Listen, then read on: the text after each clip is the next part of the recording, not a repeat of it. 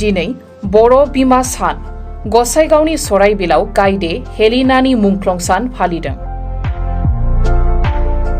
दिनै 12 मे बर' बिमा सानजों लोब्बा लानानै गसाइगावनि सराइबिलाव थानाय गायदे हेलिनानि मांखरसालियाव गायदे हेलिना मुंख्लं सान फालिदों। दुलाराय बर' आइजो अनसाय आफादा 1988 मायथाइनि 12 मे अक्ट'आव पुलिसनि गुलियाव खास्रि बिस्रि जिउ बावनो गोनां जादोंमोन सराइबिल गामिनि थागिबि गायदे बसुमतारीजों लोगोसे 14 बोसोर बैसोनि हेलिना बसुमतारी मोनहा। बर' हारिनि सोमावसारनायाव आसाम पुलिसनि गुलियाव इनायै खास्रि बिस्रि जिउ होनो गोनां जादोंमोन। दिनै बर' बिमा सानाव हारिनि थाखाय जिउ बावनाय बर' आइजोफोरखौ गोसोखांनानै बिथांमोननि मांखरसालियाव गायदे हेलिनानि मुंख्लं खाम्फायाव बिबार बावनानै मान बावदों दुलाराय बर' आइजो अनसाय आफादा। लोगोसे फिरफिला बिरहोनानै 1 मिनिट गोसोखांनानै आरज गाबो।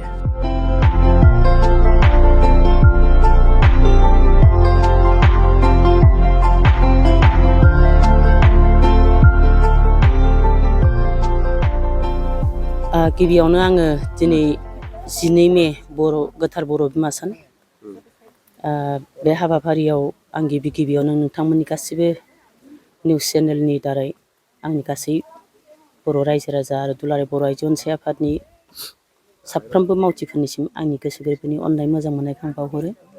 थ' दिनै थांनाय 2003 मायथाइनिफ्राय दुलाराय बर' आइजो अनसाय आफादा मोनसे समनि बड'फा उपेन्द्रनाथ ब्रह्मनि दैदेननायाव जि बर'नि गेजेराव जि मैखोम आलादा बड'लेण्डनि थाखाय जि दाङाबाजि जादोंमोन, बे दाङाबाजियाव गिबि खेब जोंनि बे सानै आइजो मुंख्लं गायदे आरो हेलेनाया गिबि पुलिसनि गुलियाव जिउ गोमादों। नैबे बे जायगायावनो बिथांमोनहा पुलिसनि गुलियाव जिउ गोमानो गोनां जादों। गायदेनि गोथै देहाया नैबेयावनो गोग्लैनानै थादों। बिथांखौ बिनिफ्रायनो जों मोननो हादों।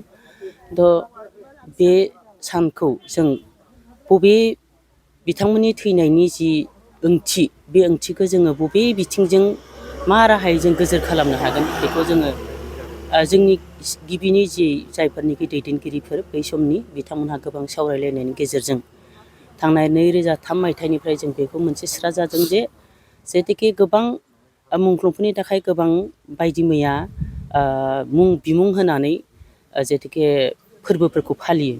थ' जोङो दुलाराय बर' आइजो अनसाय आफादा बिथांमोनखौ जोङो मुंख्लं हिसाबै बुङालासिनो बिथांमोननि थैनायनि जिथु स्पिरिट, जाय खामानिखौ मावनानै बिथांमोना सारा आसाम नाङैनो जोंनि बर' आइजोफोरखौ गावनि जाथिनि सेन्टिमेन्टनि थाखाय बा बर' रायजो सोरजिनायनि थाखाय जि जावरिखांहोनो हादोंमोन, बिनि स्पिरिटखौ जों गोजोर खालामनो थाखाय जों गोथार बर' बिमा सानाथ' मेरला दं, अब्लाबो जोङो बर' आइजोफोरनि थाखाय स्पेसिफिक मोनसे बिमुंखौ होदों जे बर' बिमा सान। बे हिसाबै जोङो बेखौ फालिबोदों।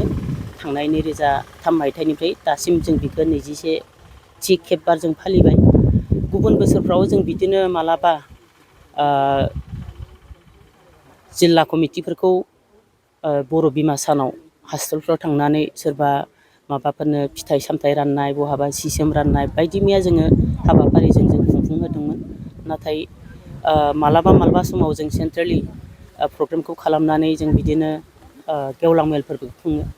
थांनाय कर'ना जिथु बेरामनि थाखाय जि लकडाउन जादोंमोन, बेनिफ्रायनो जोङो हयथ'बा गोबां रांखान्थिबो जुरुला जादों आरो बिदिनो मानसिफोरनि माबायाबो एसे खम जानायलाय जोङो हयथ' प्रग्रामखौ बिदिनो जिल्ला आफादफ्राव जों खुंनो हरो।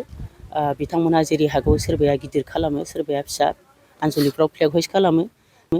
बिदिनो हाबाफारिखौ जों खुंफुङो। दिनैबो जों बिदिनो मिरु आइजो अनसाय आफादा क'क्राझार जिल्लाजों लोगोसेयै जोंनि बे बिथांमोननि गायदे आरो हेलेना जि थैनाय जायगा, बे थैनाय जायगायावनो जोङो बे हाबाफारिखौ लानाय जादों। बेथ' जोबोद दुखुनांथाव जादों। मानो होनोबा जों जि समाव फालिजेनदोंमोन, बेहाय जोङो बै समनि सरखारखौ खावलायनानै जा बा एसे एनै सोरनिफ्राय डनेसन लानानै जा जों बे हाखौ बायनानै बे वाल बाउन्डारिखौ होनो हादों। आरो बिनि उनावबो बिदिनो हयथ' फिसा फिसौ जोङो माखासे माबानानै एसे आर्ट फिलिं खालामदों। नैबे साइडआ एकदमबारे दहामोन। बिनि उनावहाय जोङो गोबांबार सोरनिबा दारै मावफुंजानो लुगैदोंमोन। अबयसे जोंबो जिहेतुके गायदे आरो हेलेनानि थैनाया सोरनिबा थाखाय बा गावनि बेक्तिनि थाखाय थैयाखै, बे सुदौ बर' जाथिनि थाखाय जिहेतुके बिथांमोनहा मुंख्लं जादों हिसाबै साफ्रोमबो दैदेनगिरि बिथांमोनहा जों जिहेतुके सिगांनि समाव बिनानै जोङो बेखिनिखौ फाउन्डेसनखौ खालामबाय। थ' दिनै बयबो बे लामा मोखांजोंनो थांलाय फैलाय जायो, बयबो नुयो। थ' गोबां दैदेनगिरिफ्राबो बिदिनो थांलाय फैलाय जानानै नुसननानै बे हाबाफारिखौ मावफुङोबा मोजां जागोन होननानै जों सानदों। जे दुखुनांथाव जे बिथांमोना दासिम रावबो नुसनाखै गभर्नमेन्टनि फालनिफ्राय। जोंनि बुजिनायाव जों बांद्राय नङाबाबो नै बेखिनिखौ आर्ट फिलिं खालामनानै बाहाय जिरायनायनि मोनसे जिरायसालि बा ओरैहाय